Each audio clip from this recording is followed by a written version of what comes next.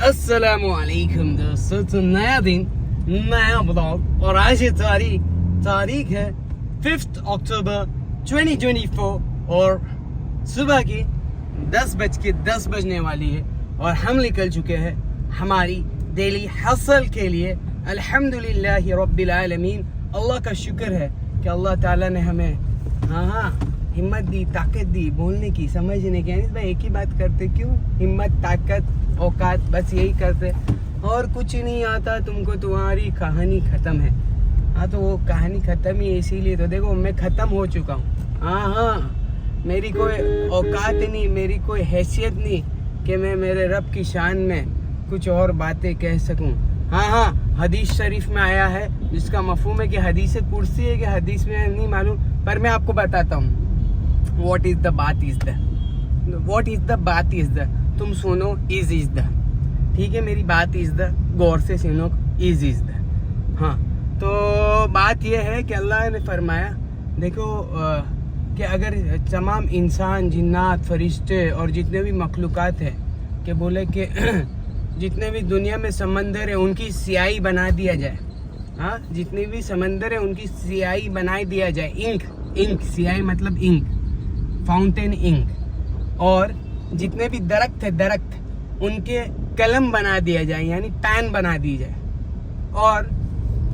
और कहा जाए, दुनिया के सारे इंसानों को कहा जाए कि आओ लिखो तुम्हारे रब की बड़ाई। या तो लिख रहे इंसान, लिख रहे भाई अल्लाह ऐसे, भाई अल्लाह ऐसे, भाई बहुत बड़े अल्लाह है, बोले वो हमारा रब है, उसके सिवा कोई पालनहार नहीं, ये है वो है न वो है न ये है। बोले सारे इंसान थक जाएंगे। हाँ, फिर जिन्नात आएंगे लिखेंगे कि वो ऐसा बादशाह है कि जिसे कोई हरा नहीं सकता, वो ऐसा बादशाह है कि जो के मतलब उसके सामने किसी की औकात नहीं। जिन्नात लिख रहे, सब लिख रहे।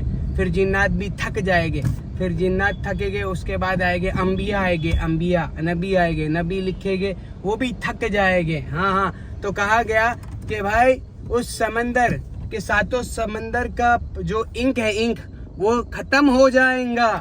जितने कलम है, ये पेड़ों के कलम बनाए गए थे, पेन्स, वो खत्म हो जाएंगे।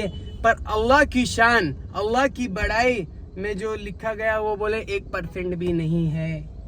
क्यों ऐसा? मेरा रब इतना ताकतवर है। हाँ, पहचानो वो रब कौन है रब को पहचानना असल है। जिंदगी में यूं ही नहीं भेजे गए हो। क्या यूं ही भेजे गए हो? नहीं, आओ मार्केट में तुम्हारे रब को पहचानो, हकीकी खालिक कौन है। हाँ, तो ये बातें तो मैं करता हूँ तो लोगों को लगती है जलन। बोले ये साला आता है और अपने धर्म का प्रचार करके जाता है। कोई मैं धर्मों का प्रचार नहीं कर रहा, मेरे को कोई वो लेना देना नहीं है। आज मेरा बहुत दिल दुखा है मार्केट में, उसका मैंने इंस्टाग्राम पे वीडियो पूरा पोस्ट किया, पोस्ट में जाके देख लो। उसमें लिखा है फुल हिंदू मुस्लिम पॉडकास्ट, पूरा सुनो, एकदम जाके ध्यान से सुनो। 15 मिनट का पॉडकास्ट है, पर उसमें जो मैंने दिया हो ना, आला दर्जा देता रहता हूँ क्योंकि दिल पे बात लगी। फिर मेरा दिल पे चोट पहुंचती है ना, तो फिर क्या है, कोई बाप की ताकत नहीं जो मुझे मेरा जबान को बंद करा दे। क्योंकि ये जबान में जो ताकत दे रहा ना, वो मेरा रब है, जो मुझसे इसकी कॉस्टिंग नहीं ले रहा, जो मुझसे इसके पैसे नहीं ले रहा। बोले अनीस बहुत बोलता है, ला एक काम करना, दिन का मेरे 1000 रुपया दे देना जरा।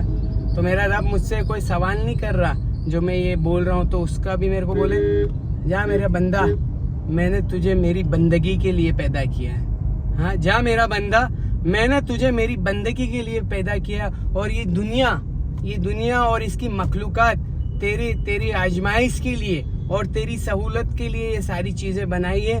हाँ, तू ये दुनिया बनाई गई, मतलब ये दुनिया के असबाब तेरे लिए बनाए गए हैं, और तू जो है मेरा बंदा, तू मेरे लिए बनाया गया। और मेरा बंदा आजकल क्या कर रहा है मार्केट में? बोले साले 20 साल का हो गया, कुरान शरीफ पढ़ने नहीं आती। हाय, अपने रब का कलाम पढ़ना नहीं आता।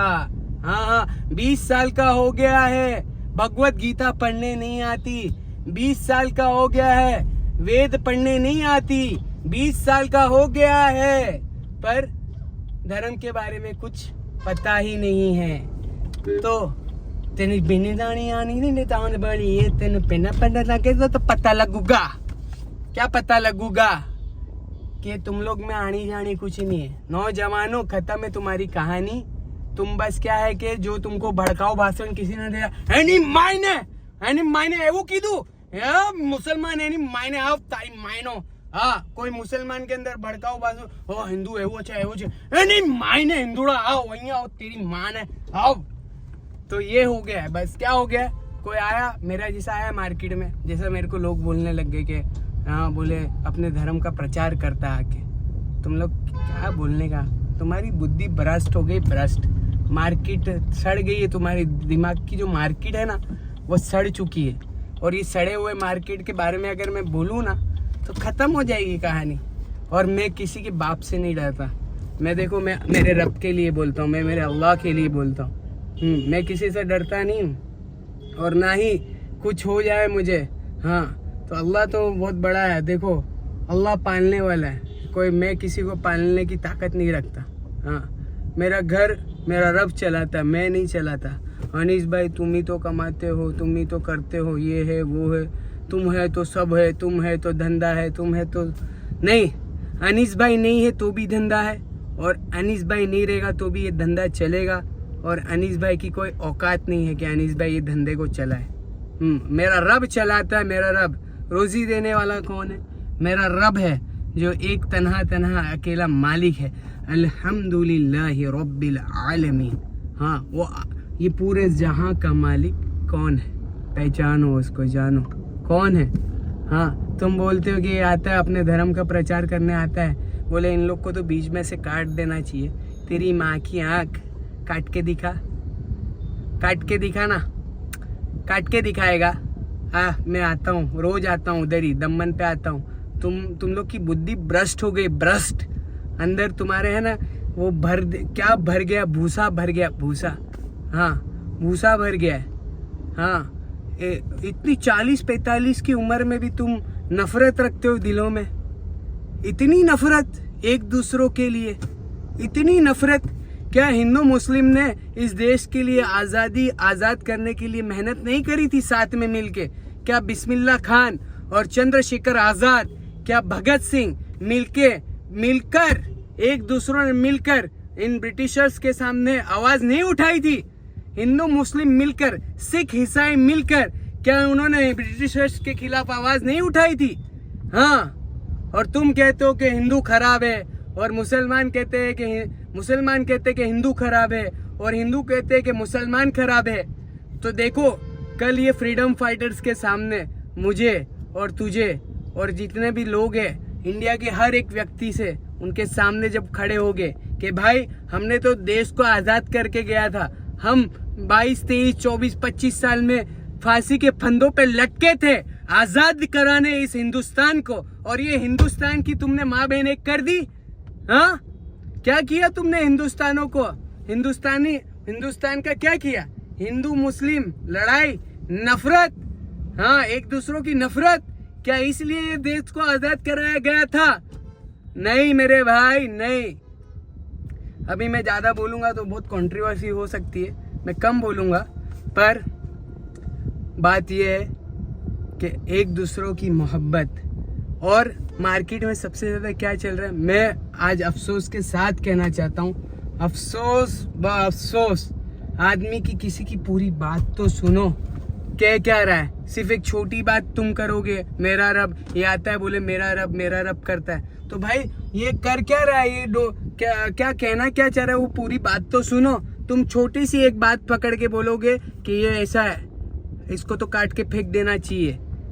हाँ, तुम्हारे बाप का मालूम क्या? बैंड के टको, तुम्हारे बाप का मालूम? आओ काट के दिखाओ। और मैं कोई डरने वाला में से नहीं हूँ, मैं मुसलमान हूँ, मैं ईमान वाला हूँ, और ईमान वालों को मौत इस तरह महबूब है।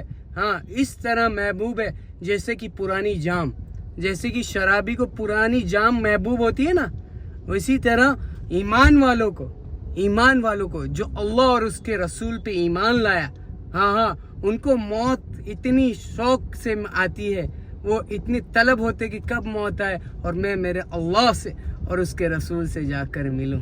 हाँ हाँ, तो मैं तुम्हारे सामने हाथ जोड़कर विनती करता हूँ, हिंदू मुस्लिम ना करो मार्केट में, हिंदू मुस्लिम एकता करो, एकता करो, नफरत ना फैलाओ, नफरत ना फैलाओ।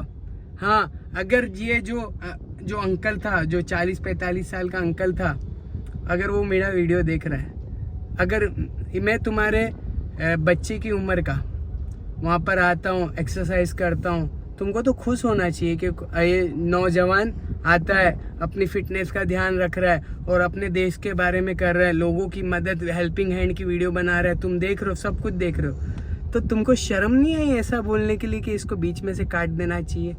हाँ, क्यों? अगर यही बात अगर आपका बेटा आता और कोई दूसरा ऐसा बोलता तो ये आपको गवारा होती?